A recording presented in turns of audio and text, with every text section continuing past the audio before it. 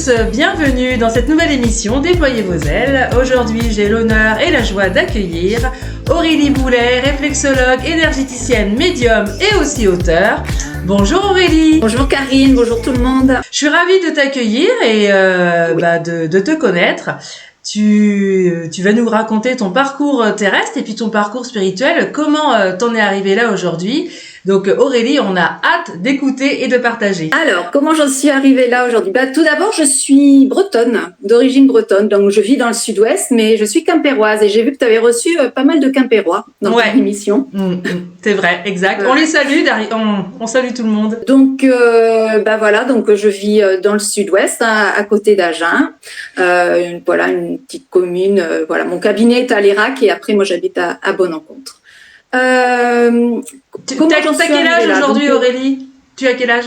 48. D'accord, ok.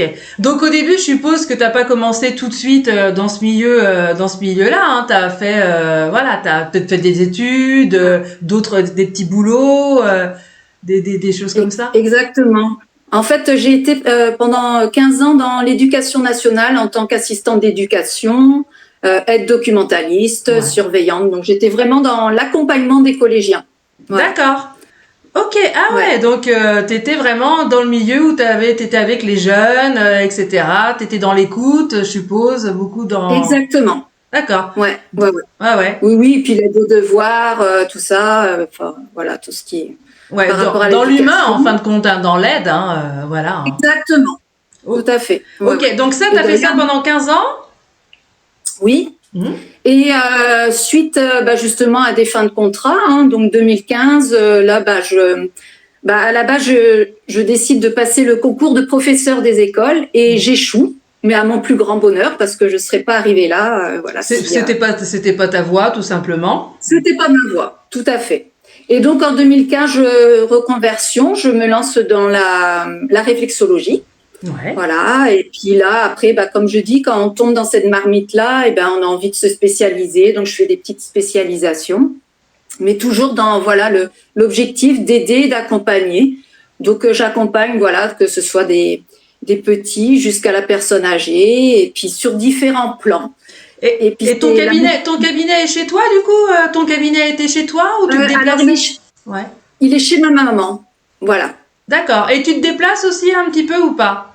Je me déplace, oui, parce que je fais aussi du massage assis en entreprise et puis même des ateliers en entreprise. Donc, je me déplace, oui. Ok. Et tu vas peut-être aussi dans les maisons de retraite, dans les EHPAD, non ? Oui, ça m'est arrivé, si. Voilà, ou même par rapport à mon livre, je fais des ateliers lecture et bien-être et du coup, je vais aussi dans des colonies de vacances. Voilà. Oui, parce que tu as écrit, j'ai adoré d'ailleurs, tu me l'as envoyé, Petit Peton dans le jardin des émotions, Aurélie Boulet, réflexologue, mon premier livre de bien-être. Donc je l'ai lu à mes petites filles, mais il est génial ce livre. Tu explores plusieurs émotions comme la colère, la peur. Qu'est-ce qu'il y avait aussi parce que je l'ai lu plein de fois. Et puis avec des très belles illustrations en plus, très colorées.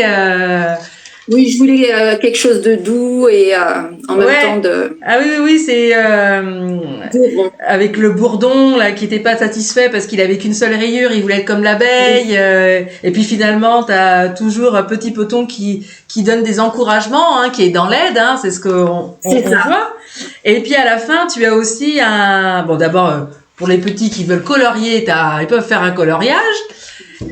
Et tu as aussi des exercices que tu as mis à la fin pour les enfants. En auto-réflexo. En fait, c'est pour qu'ils apprennent à faire eux-mêmes et à se faire du bien eux-mêmes et puis aussi prendre conscience de leur corps, quoi. Et vraiment prendre soin de soi. Où est-ce qu'on peut le trouver, ce livre ?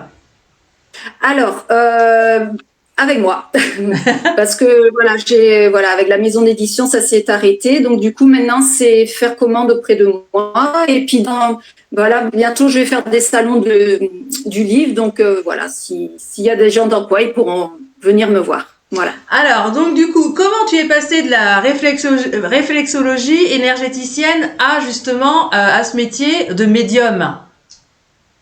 Alors, En fait, déjà la médiumnité, bon, je l'ai eue depuis que je suis petite. Voilà, moi, à 15 ans, j'ai perdu mon grand-père, et pour moi, ça a été vraiment le drame. Bien sûr. Et mon premier contact défunt, en fait, c'est quand il est décédé, il est venu me dire au revoir. Mais à cette époque-là, bien évidemment, quand on est ado, j'ai eu très très peur, en fait. Il est venu te dire au revoir dans tes rêves, ou il s'est matérialisé devant toi? Comment ça s'est passé? Il est venu en fait m'écraser d'un amour que je ne peux même pas décrire, mais par contre, il est venu quand même m'écraser dans mon lit. Ouais. Et c'est pour ça que j'ai eu très très peur, parce que j'ai senti cette chape de plomb, ouais. Mais en même temps, je savais que c'était de l'amour. Ouais. Je savais que c'était lui, mais vu que c'était des sensations que je n'avais jamais ressenties, j'ai vraiment eu peur. Et je me souviens, je me suis blottie sous ma couette et j'ai dit partez, parce que je pense que finalement je savais qu'il y avait les guides aussi. Ouais. Et j'étais là, partez. Et ça après c'est parti, il est parti quoi. Et maintenant c'est mon plus grand regret, bien sûr, parce que j'aimerais tellement revivre ce moment, mais bon. Il avait quel âge ton papy quand il est parti de l'autre côté du voile du coup? Oh, alors par contre je sais plus quel âge il avait. Ouais. Il est parti d'un cancer de la prostate, mais oui, 60. Je sais même plus, tu vois. Mais qu'est-ce que je veux dire? Tu as encore des signes de sa part, ou de moins en moins? Oui. Ouais. Si. J'en ai encore, et je sais qu'il me dit, de toute façon, pour Petit Peton, pour moi, c'est lui qui a été de manière, ça a été le déclencheur. Parce que, en fait, justement, donc, après ça, après mes 15 ans, quelques années plus tard, dans ma chambre d'ado, j'entends tu vas écrire. Et écrire quoi? Je comprends pas. Mais du coup, j'ai senti qu'il fallait que je prenne mon crayon et je le pose sur une feuille. Et là, ma main, elle est partie toute seule. Ouais. Et là, il y avait marqué Aurélie, ma petite fille. Et je me suis dit, mais ça, c'est pas mon écriture. Et j'ai senti une énergie traverser. Et c'est là que j'ai commencé à faire de l'écriture automatique. Ouais. Et ça, je l'ai fait pendant plusieurs années, mais vraiment à titre personnel. Ouais. Et puis même, je le faisais pas couramment. Vraiment. Et qu'est-ce que tu avais comme message du coup alors? C'était souvent Aurélie, ma petite fille. Prends bien soin de toi. C'était vraiment des messages. Oui, d'amour. D'amour. Oui, bienveillant. Oui.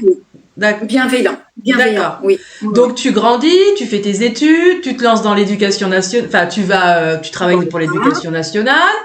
Et puis après, donc de fil en aiguille, comme tu dis, tu passes ton concours que tu rates, comme tu dis, pour ton plus grand bonheur finalement, parce que c'était pas ta voie. Exactement. Et comment elle vient justement cette formation de réflexologie énergéticienne? Enfin, comment ça vient quand même? Comment ça te tombe dessus? Alors, dans mon entourage, j'avais des personnes qui faisaient de la réflexologie plantaire. Ouais. Et du coup, je me suis intéressée. Je voulais faire une formation. Je voulais être vraiment dans l'accompagnement, mais pour moi, faire que de la plantaire, c'était pas assez. D'accord. Et j'ai cherché, et là, j'ai trouvé une école sur Toulouse qui faisait en fait la combinée. Et la combinée, c'est-à-dire que j'ai appris tout ce qui est dorsocrânienne, auriculaire, palmaire, plantaire. Voilà, ça pouvait toucher à plusieurs parties du corps, et pour moi, ça me correspondait plus. Voilà. Et pendant tes soins, quand tu as eu tes premiers patients, est-ce que tu sentais tes guides, ou est-ce que tu avais aussi des messages de leurs défunts à tes patients? Alors au début, non, pas du tout. Parce que j'étais vraiment dans le... Alors en plus, j'étais très protocolaire à la base, vraiment dans la pratique, et puis... Non, j'étais pas du tout dans le ressenti, en fait. Ouais. Voilà. Et donc j'étais très scolaire encore. Ouais, très scolaire. Ouais. Mais je pense qu'on est tous comme ça au début. On a tellement l'envie de bien faire que le mental prend le dessus. C'est voilà. Exactement. Ouais. C'est ça. Mais de fil en aiguille, j'ai commencé quand même à ressentir des choses, mais c'était en fait très léger, en fait. Où je me disais, c'est plus l'intuition, il n'y avait pas du tout la médiumnité, parce que moi, franchement, la médiumnité, c'est au confinement que tout est revenu en force, quoi. Elle a été en veille pendant toutes ces années. Et c'est marrant parce que vous êtes plusieurs que j'ai interviewés dernièrement, là, ce mois-ci. et que je vais encore interviewer, hein. Comme j'ai eu dernièrement Anthony Fromaget au téléphone, et il me disait que c'était pendant le confinement justement que ça a explosé, quoi. Aaron Vial, c'est ce qu'il me disait pendant le confinement. Comme quoi, on a tous fait une introspection, hein. Ah exactement. Et là justement, pendant le confinement, j'ai profité de ce temps pour lire les mémoires de mon grand-père, parce qu'on a eu cette chance qu'il nous ait laissé cet héritage. Et donc je lis ces mémoires. Et après, une fois, je clôture l'ouvrage. Et là, je me sens une envie quand même d'écrire, alors que moi, j'ai jamais écrit. Voilà. Et là, j'appelle une amie et puis je lui explique, oh là là, ça m'intéresserait quand même d'écrire un livre. Mais à la base, c'était plus sur mon parcours de vie. Et elle me dit, figure-toi que je viens de m'inscrire à un atelier écriture. Je dis, ah ouais, ça m'intéresse vachement. Et du coup, je me suis aussi inscrite à cet atelier d'écriture pendant le confinement. C'était en visio. Ouais. Et au départ, donc ça parlait sur l'autobiographie, mais de suite, alors là, je pense que c'est mon grand-père qui m'a guidée. Et là, j'entendais, non, tu vas écrire un livre. Et puis, tout s'est enclenché, mais d'une vitesse. Ça sera comme ça, et c'est parti, quoi. J'ai écrit mon premier livre pour enfants. Et t'avais quel âge quand tu l'as écrit, ce livre-là? Eh bien, c'était au confinement. C'était quand? Moi, je suis nulle dans les dates, pardon. Ouais, non, mais c'est pas grave. Oui, voilà, c'était... 2020, hein. Oui, non, c'est 2017. Ouais, c'est ça, 2020. Hein. Ah ouais. Voilà. D'accord, ok. Donc t'écris ce livre, il sort...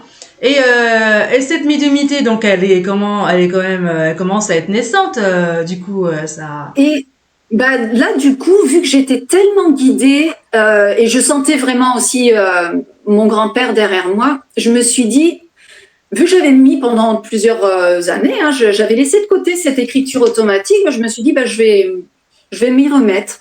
Et je commence à m'y remettre, mais alors là, ça avait changé parce que c'était...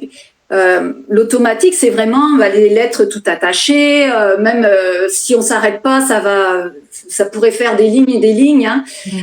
Mais là, c'était différent. En fait, ça avait changé. C'était l'écriture plus médiumnique pour moi, parce que j'ai commencé à ressentir des choses. Et puis c'était tellement fluide que là, je me suis dit, jusqu'à présent, je l'ai fait pour moi. Je vais essayer de le proposer à des copines, voir si ça fonctionne ou pas. Et du coup, on profite de ce moment, on fait l'écriture. Et puis là, je commence. Jusqu'à présent, je n'avais jamais eu de flash, et là, je commence à avoir des flashs. Par exemple, j'avais capté la grand-mère de sa copine, et puis elle se présentait avec sa robe bleue et tout, et ça insistait, et donc j'ai dit, là, je vois ta grand-mère avec sa robe bleue. Et elle me dit, oh là là, elle est partie même chercher la photo, c'était la photo de mariage, et il y avait bien sa robe bleue. Et du coup, je donnais plein de détails, et là, mes copines, à force de faire, elles me disent, non mais Aurélie, propose-le. Alors là, grand questionnement, parce que... Est-ce que je suis légitime? Est-ce que je suis pas légitime? Est-ce que c'est parce que c'est ma copine? Est-ce que devant un inconnu, est-ce que je vais y arriver? Ouais, voilà, c'est ça. Exactement. Et puis la peur, le doute, et puis vraiment, même les doutes au début, moi je me disais, mais tu dis que t'es médium, mais si ça se trouve, c'est de la télépathie. Tu vois, c'est tellement de choses au départ que le parcours d'un médium n'est pas un long fleuve. Non, et puis même, il sera jamais jusqu'à la fin, parce qu'on sera toujours dans la peur par rapport à plein de choses. Voilà, on a toujours des... Ouais. Mais donc du coup, je propose... Et puis à force de le faire, elle me dit, si, propose-le. Et je me dis, je vais commencer à le proposer. Et là, tout s'est ouvert. Tout s'est ouvert, des synchronicités... parce que jamais, au grand jamais, j'aurais imaginé même faire des médiumnités publiques. Jamais ça a été en fait ultra rapide en fait. Et donc du coup, tu proposes. Alors c'est quoi? C'est des lectures d'âme? C'est comment ça se passe? C'est par visio? On peut venir chez toi? Tu fais les deux? Alors je fais plus par visio, je fais par téléphone. D'accord. Je fais que par téléphone parce que moi, la voix me suffit, parce que des fois en visio, la voix est porteuse. Oui, on est attiré par le visage et puis ça va couper, c'est vrai. Voilà. Donc, alors à distance, je fais par téléphone et sinon, on vient me voir au cabinet. Ouais. Et est-ce que tu utilises des oracles, des cartes ou pas, toi? Très peu. Je l'utilise surtout avec les copines, les oracles, mais sinon, non. Il y a que en fait, c'est que mon crayon. Alors c'est pour ça que j'appelle du gribouillage céleste, parce que c'est plus je fais un peu comme le principe d'Aaron aussi, mais c'est le fait d'entendre le crayon qui me permet de canaliser des messages. Mais ça, c'est en train aussi d'évoluer et de lâcher. Et c'est ça qui est dingue, c'est que je trouve que, comme je dis, ma médiumnité d'hier n'est pas celle d'aujourd'hui et sera pas celle de demain, parce que ça change en fait, ça évolue avec le temps. Moi, ne serait-ce qu'il y a 2 ans, 1 an et demi même, j'avais pas les dates, j'avais pas les années. Maintenant, c'est pratiquement à chaque fois, j'ai beaucoup de dates qui ressortent, et ça, j'avais pas avant. Ça évolue. En fin de compte, c'est une écriture canalisée. C'est une écriture canalisée que tu canalises de la source, quoi, de l'autre côté du voile. Voilà. En fait, c'est de la clairaudience. C'est alors comme je dis, c'est ma voix que j'entends, mais je sais que c'est pas moi. D'accord. Ok. Oui, je sais. Ouais. C'est de la clairaudience, et puis en fait, je suis juste le messager. Moi, déjà, je choisis pas qui c'est qui vient. Ça, c'est très important. De toute façon, on n'a pas les moyens de choisir. Non, du tout. Ça, on sait jamais comment une consultation ça va se passer, de toute façon. Tout à fait. Et puis, des fois, de l'autre côté, ils sont occupés aussi. Et puis, c'est suivant tellement de facteurs aussi, un contact défunt. Moi, j'appelle ça le triangle céleste et de réceptivité, en fait. Parce que... Alors après, est-ce que tes clients et tes clientes, des fois, ils te rappellent ou ils te disent, tiens, Aurélie, tu m'avais dit ça, tu m'avais dit ci, c'est passé. Ouais, c'est vraiment... Tout à fait. Ouais. Oui, parce que, alors moi, dans le contact défunt, j'ai des prédictions. Alors, je sais qu'il y a certains médiums qui disent que c'est que les guides qui donnent des prédictions. Moi, non. Moi, mon contact oui, moi, c'est pareil. Les défunts, ils sont friands de ça avec moi. Ils adorent raconter, tiens, tu vas aller chez le coiffeur, tu vas faire ci, tu vas faire ça. Tiens, il y a un tel qui va acheter une maison, tu vas l'avoir, il y aura des volets bleus. Voilà. Ouais. Oui. Ouais. Alors après, peut-être que c'est aussi avec l'aide des guides, ça. Mais voilà. Mais moi, j'ai quand même des prédictions. Et puis voilà. Et puis après, il y a la guidance canalisée. En fait, je propose contact défunt, guidance canalisée. Alors séparément, mais généralement, quand c'est un contact défunt, il y a forcément de la guidance canalisée, et parfois, quand il y a la guidance canalisée, il y a un contact défunt qui vient quand même. Ouais, voilà. Bon, après, on va préciser, c'est pas pour tout le monde, c'est pas toujours le cas que les défunts viennent. Non. Ouais. Voilà. Non. Non. Et puis de toute façon, après, il faut que la personne aussi soit prête. Et puis après, moi, par exemple, dans une séance de réflexologie, si la personne vient pour la réflexologie entre guillemets, plantaire, si même si je sais que la personne n'est pas ouverte à ça, jamais j'irai me permettre d'aller lui donner un message. Ça, je le garde pour moi. Moi, de toute façon, il faut toujours que j'ai l'accord de la personne. Je ne travaille jamais sans l'accord de la personne. C'est hyper important, moi, je trouve. Par respect pour tout le monde, en fait. Ouais. Et en fin de compte, quand la personne elle prend rendez-vous avec toi, quelque part, il n'y a même pas de questions à poser, quoi. Ça glisse tout seul, ça vient, la personne dit rien, puis tu lui dis tout. T'es un peu comme moi, en fait. En fait, alors après, moi, il y a quand même de l'échange dans ma consultation, parce que moi, par contre, je reste pas à 1 heure à tout. Mais par contre, moi, j'ai souvent pour savoir moi, je dis toujours, pour savoir si on est sur la bonne fréquence, moi, j'ai des infos avant. Donc, avant qu'ils viennent, de toute façon, je reçois 5 ou 6 infos. Et déjà, je leur dis, est-ce que ça vous, ce que je dis, est-ce que vous validez ou pas? Alors, soit ils valident, on continue. S'ils valident pas, je dis, alors là, c'est qu'il y a peut-être quelque chose qui pêche. Alors, on continue un petit peu. Et là, si je vois que vraiment ça bloque, à ce moment-là, soit on reporte la consultation parce que c'est peut-être pas le jour, ou alors c'est que moi je dis, c'était pas moi la bonne médium, et puis d'aller voir un autre médium. Ouais. Ouais. Mais sinon, généralement, les infos, on les a avant, c'est sûr. Ouais. Mais tu vois, moi, il y a une dame, là, pas longtemps, qui m'a demandé un rendez-vous pour contact défunt. Donc, elle voulait en avoir 3 précis. Et le matin, quand je me suis levée, je me suis dit, il va rien se passer. Je le sentais. Ah oui. Je sentais Oui. rien, j'ai dit, il va rien se passer. Puis je dis ça à mon mari, mais il me dit, pourquoi tu dis ça? Il dit, attends, tu t'es pas branché aux photos et tout. Je lui dis, non, pour moi, cette dame-là, elle a déjà été voir d'autres médiums et elle a déjà eu ses messages. Mais j'ai, par contre, en guidance voyance, ouais, elle aura des choses. Et donc je me connecte avec elle, tout ça et tout. Elle me donne elle me montre, je me mets sur les photos à l'écran qu'elle m'avait envoyées. Et j'ai dit, vous avez déjà eu des contacts? Elle me fait oui. Je dis avec plusieurs médiums. Elle me fait oui. J'ai dit, moi aujourd'hui j'aurai rien. Ah oui. Ouais. Et à un moment donné, parce que moi je suis pas trop, je fais très attention aux addictions. Ça veut dire que moi un contact défunt, je le fais une fois, mais il faut pas revenir une deuxième fois. Parce qu'il y a des gens, ils vont dire, oui, Karine, est-ce que je peux revenir dans un an, tout ça? Non, ça y est, je vous ai donné les messages. Voilà, maintenant, vous faites ce que vous voulez, mais il ne faudra pas revenir avec moi. Ah oui. Il faut que les deux côtés, ils évoluent, ouais. Alors, je sais pas comment tu fais, toi, par contre. Comment tu... alors, moi, je fais... là aussi, je fais, donc contact défunt. Mais c'est sûr que si un mois après, on revient pour un autre défunt, moi, je dis non, il faut attendre. Il faut attendre. Par contre, là, moi, j'ai une personne quand même qui tient vraiment, et pourtant, je lui ai dit, elle tient vraiment à voir sa maman. Hein. Ouais. Parce que avec son frère, ça s'est très très bien passé, mais je lui ai expliqué, c'est pas parce qu'avec votre frère, ça s'est très bien passé qu'avec votre maman, ça s'est bien. Exactement. Voilà. Et par contre, je lui ai dit d'attendre vraiment. Vous revenez dans plusieurs mois, mais il faut surtout pas de l'addiction. Ça, c'est sûr. Bah, tu vois, moi, j'ai eu le cas il n'y a pas longtemps. J'avais la maman et sa fille qui voulaient un contact défunt avec le frère et son frère, donc comme il y avait la sœur, et donc le fils, parce qu'il y avait la maman.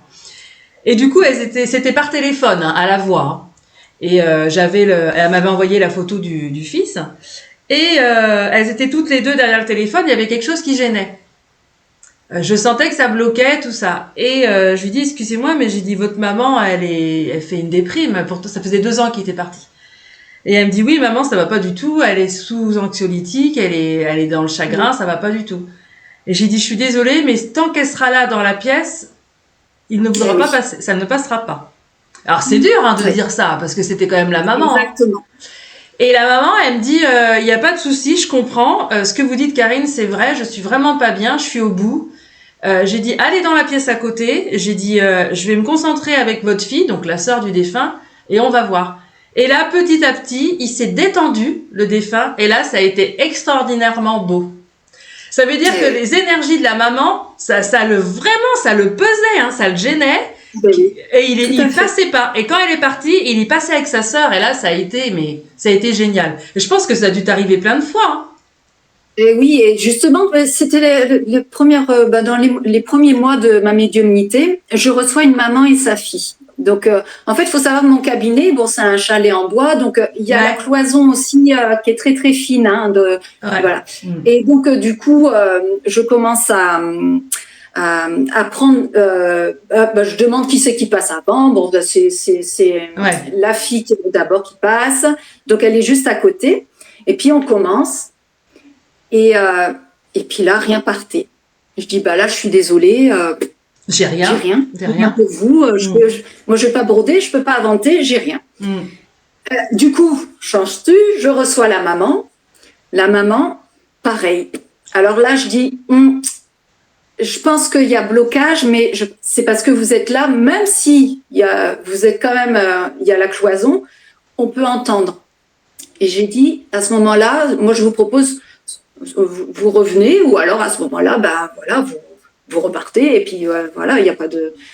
Et en fait, ce qui est dingue, c'est qu'elles sont revenues séparément, et il y avait des secrets de famille, mais lourds, oh là là. Que la fille, elle savait de sa grand-mère, et que du coup, la maman ne savait pas, et que la maman, elle savait, et que sa fille ne savait pas. Et je me dis, en fait, s'il fallait venir séparément. Et c'est pour ça que maintenant, quand on me demande, est-ce que je peux venir avec mon frère? Je dis, c'est pas que je veux pas, mais c'est que ça peut fausser ou ça peut gêner, en fait. Bien sûr. Et puis, il faut pas oublier que le défunt ou la défunte, quand il part de l'autre côté, il part avec ses dernières énergies terrestres. S'il était enjoué, timide, ou s'il y a eu des histoires et tout, même s'il est sur un autre niveau de plein de conscience et qu'il a conscience de tout ça, il y a des fois, ça passera pas avec la personne qui est dans la pièce, hein. Tout à fait. Hein? Ouais, c'est ça. Hein. Ouais, c'est. Oui, et puis l'autre côté, ils gardent leur caractère. Hein, ah oui. Ah bah ils adorent se décrire, hein. Ils adorent, ils adorent montrer la maison où ils habitaient. Ils nous lancent des flashs. Ça fait, je sais pas si toi ça te le fait, ça fait comme un film, hein. Tu sais les Super 8 dans les années 70. Oui. Eh ben des fois ils te montrent, ils te font une visite guidée de tout ça. Hein. C'est ah oui. Il y a des flashs et tout, mais alors je sais pas toi si est-ce qu'ils s'amusent à te faire des rébus des fois. Ouais, si ça, oui, si. Plutôt que de dire, je sais pas. Moi dernièrement j'avais eu une dame, c'était pour parler de sa maman qui travaillait dans le prêt-à-porter. Et le défunt, il envoyait des patrons de la couture. Mais et après ça en est arrivé au prêt-à-porter, mais plutôt que de venir directement à ça, eh ben non, ça nous fait passer par des chemins. Oui, et puis ça dépend aussi de leur énergie. Ils n'ont pas tous la même énergie vibratoire. Alors tiens, justement, je vais te poser cette question-là parce que il y a plein d'avis différents au niveau des médiums. Il y en a qui disent oui, avant de contacter un défunt, faut attendre 6 mois, 1 an. Faut attendre ci, faut attendre ça, faut pas faire comme si. Et moi, en fin de compte, j'ai pas de règles.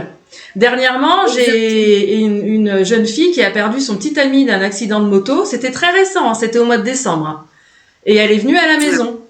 Et bon, donc avant, on échange au téléphone, mais j'échange pas au téléphone pour avoir des détails, hein, parce que ça, les détails, c'est le défunt qui me les donnera. Et je lui explique comment je fonctionne. J'ai dit, moi, je suis pas sûre, je sais jamais comment va se passer une consultation.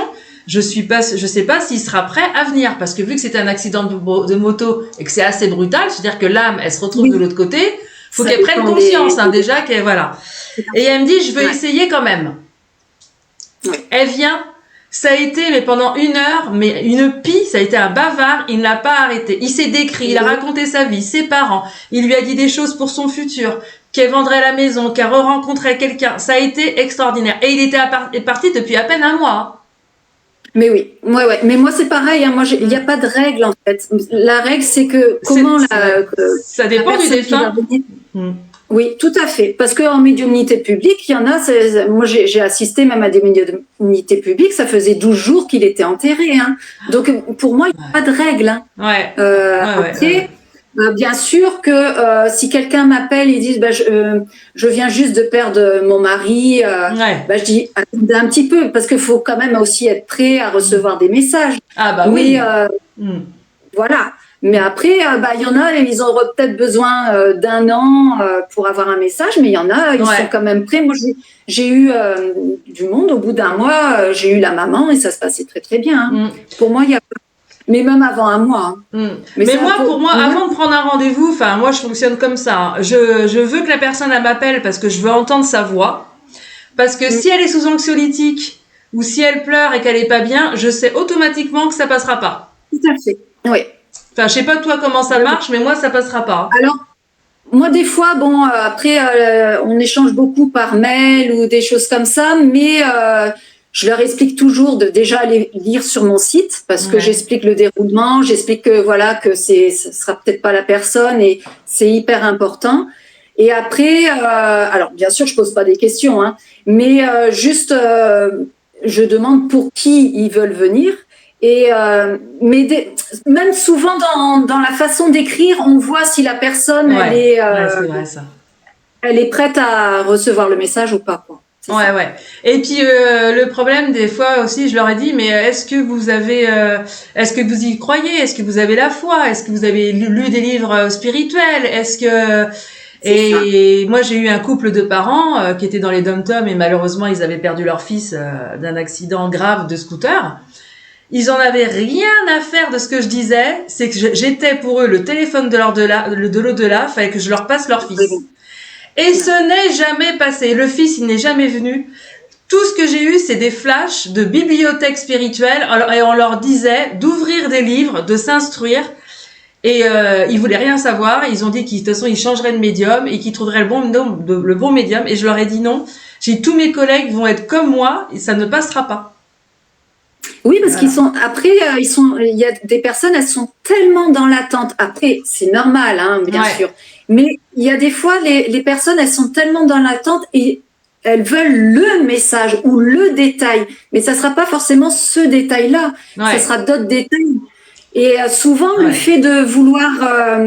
ou alors, le surnom, ou alors, vous me donnez la preuve. Voilà. Alors, à chaque fois, moi, je pose tout quand c'est comme ça. Hop, je pose tout, la photo, le crayon, le papier. J'ai dit, si vous commencez à vouloir me tester en me disant, je veux son surnom, qu'est-ce qu'il avait comme doudou, la couleur de sa chambre, j'ai dit, moi, ça marche pas, parce que c'est pas vous qui allez me commander, c'est pas vous qui commandez, c'est en haut. Exactement. Voilà. Et oui, et puis, il faut savoir que eux aussi, ils vont parler de choses que ça leur tenait à cœur, mais pas forcément à la personne. Et puis même, ils vont aussi, et là, moi, parce que souvent, ils utilisent, moi aussi, je sais pas si c'est pareil pour toi, des métaphores, mais c'est parce que aussi, je pense, c'est pour montrer que c'est pas de la télépathie. Non, et puis c'est très... Du second degré. Bien sûr. Déjà, ils sont farceurs, ils ont beaucoup d'humour. Exactement. Si le papy, il était taiseux et qu'il parlait pas beaucoup, il va être en arrière. On va plutôt avoir la mamie qu'on n'a pas demandé, mais qui va être là et qui va être une vraie pipelette parce qu'elle était comme ça. Et par contre aussi, parce que des fois on me pose, tu as des bébés ou des fois des morts-nés, des bébés, des tout petits ou pas, toi, justement? Pour l'instant, j'ai pas eu. Non. Ouais, mais t'auras, je pense. Alors peut-être que, je sais pas, moi j'ai perdu un bébé, alors est-ce que peut-être que, tu vois, à 5 mois et demi de grossesse, est-ce que pour l'instant c'est aussi, je sais pas. Après, pour l'instant en tout cas, j'ai pas. Ouais, de toute façon, je pense qu'après ça viendra tout seul. Oui. Ouais, c'est vrai que les médiums, on est tous différents, mais on a tous une énergie différente parce qu'on vibre tous différemment. Et tu vois, moi, je vais attirer plus les jeunes qui sont partis d'un accident brutal. Et oui, ça par contre, des accidents, voilà, de voiture, même une fois même j'ai eu quelqu'un qui avait été assassiné, tout ça, donc là c'est plus lourd. Ouais, j'ai eu ça aussi. Mais par contre, je sais pas, les jeunes, ils ont une, je trouve que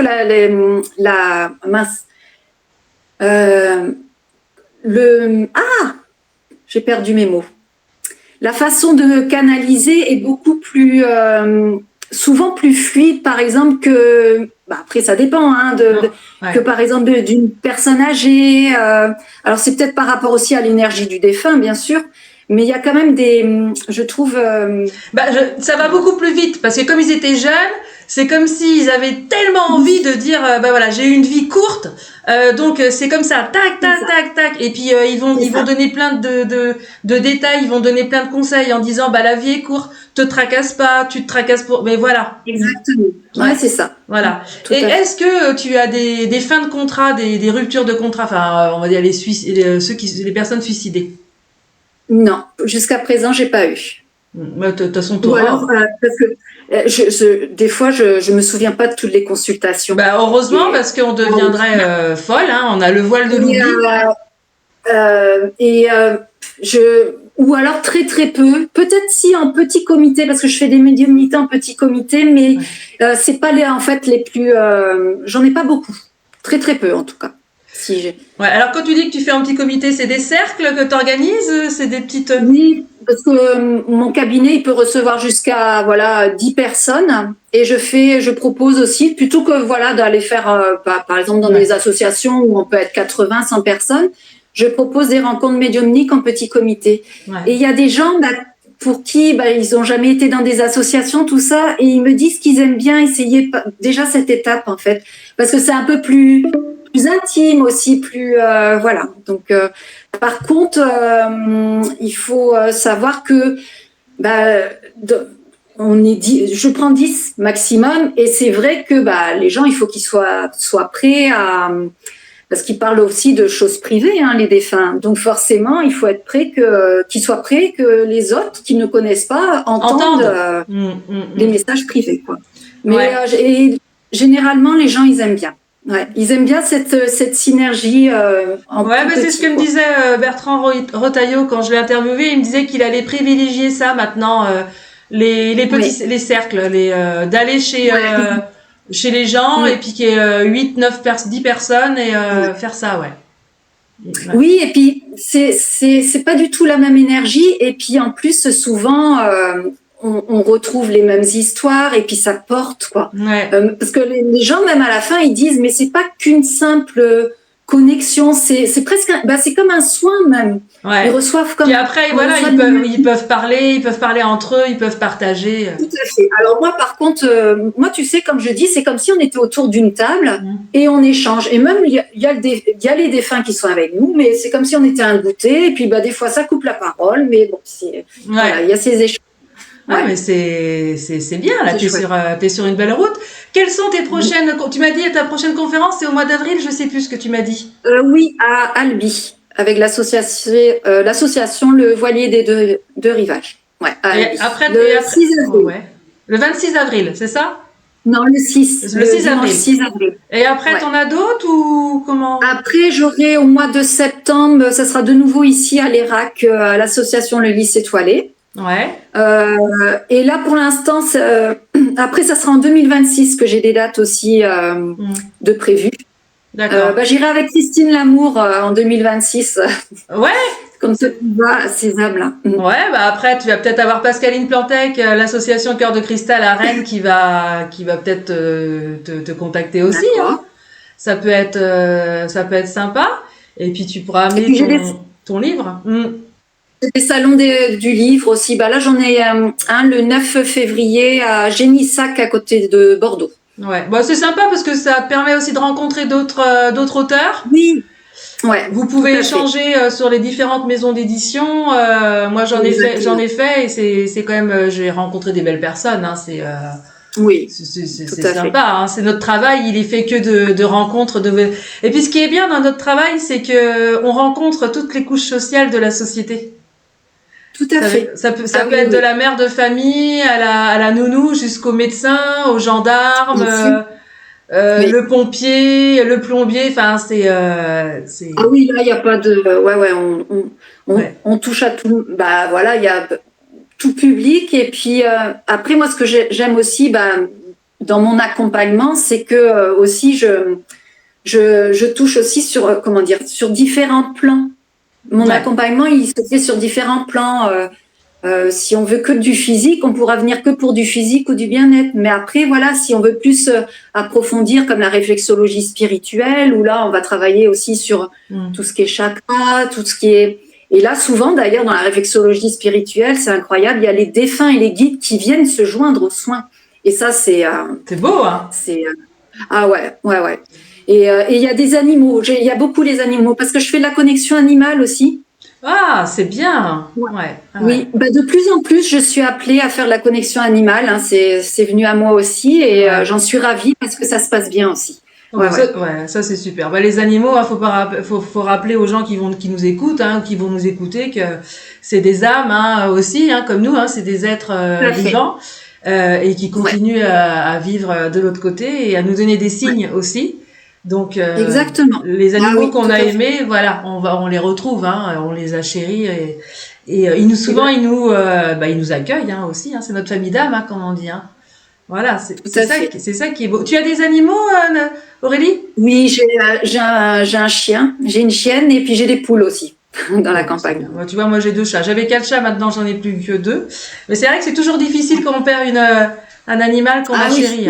Oui, tout à fait. C'est très, très compliqué. Ils sont partie de la famille, donc c'est... Exactement.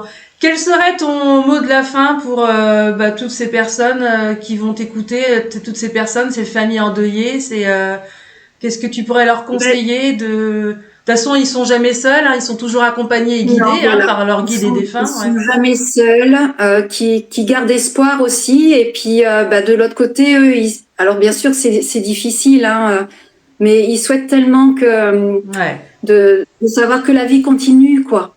Que la vie continue. Après, bien évidemment, il faut qu'ils apportent la preuve, hein, voilà. Ouais.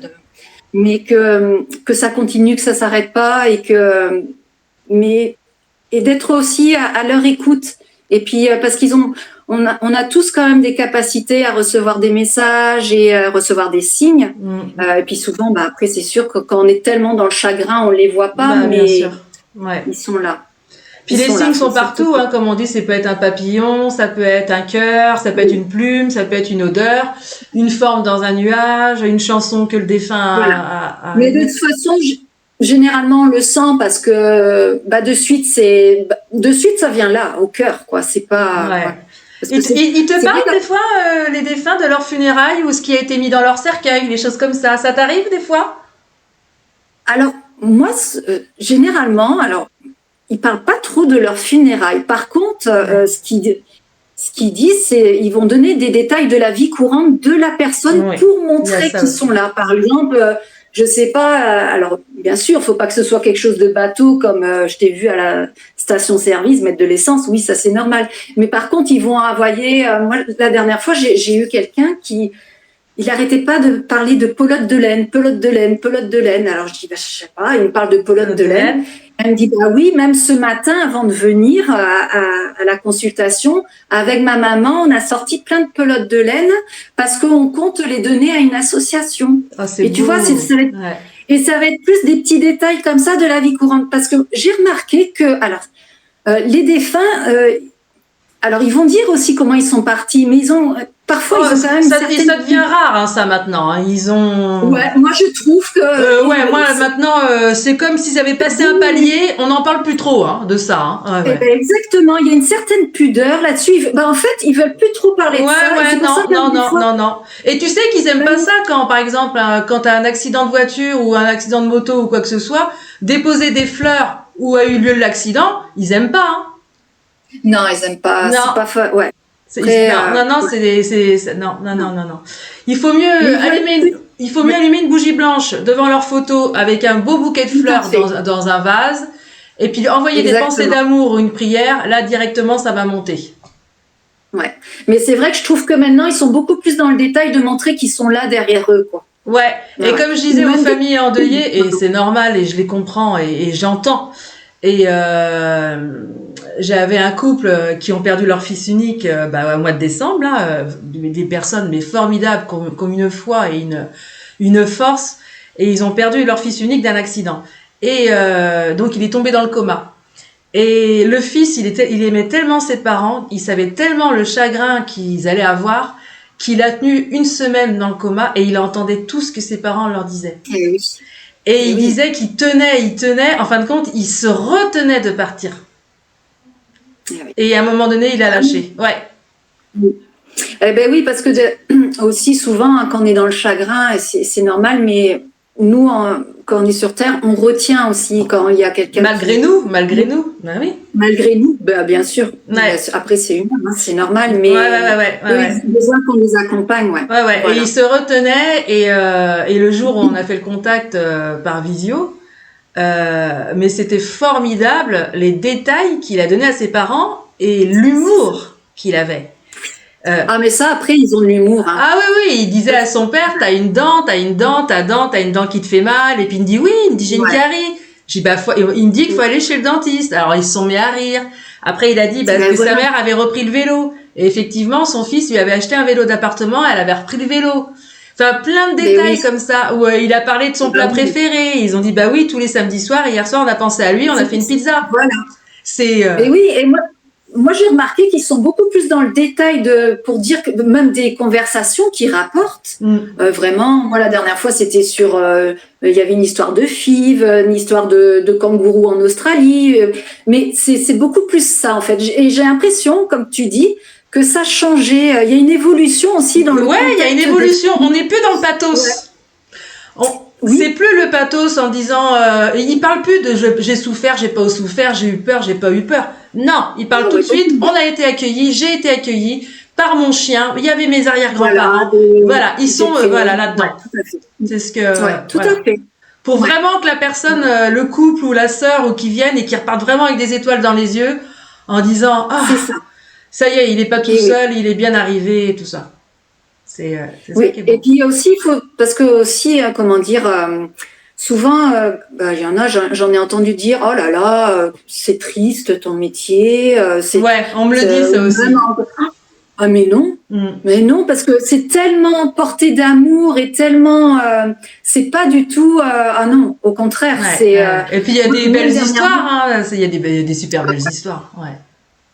Après c'est sûr suivant forcément le contact défunt et des fois bien c'est plus lourd que d'autres mais il y a des défunts qui nous boostent tellement c'est impressionnant moi là où ils m'impressionnent.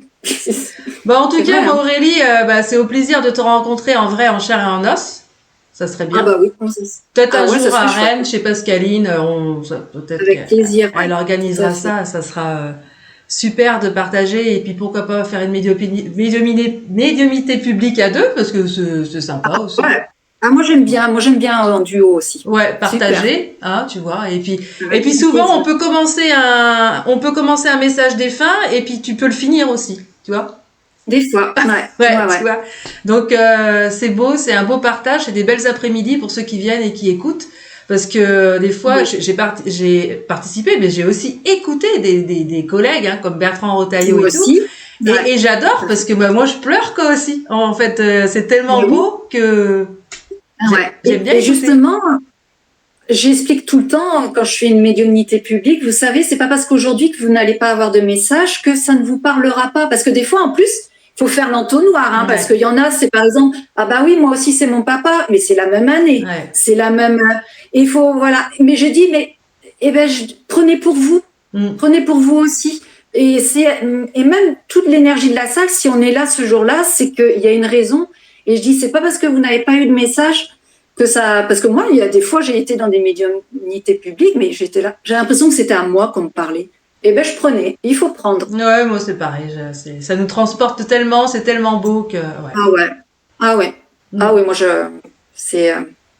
En tout cas, je te remercie beaucoup pour ce temps d'échange, le temps.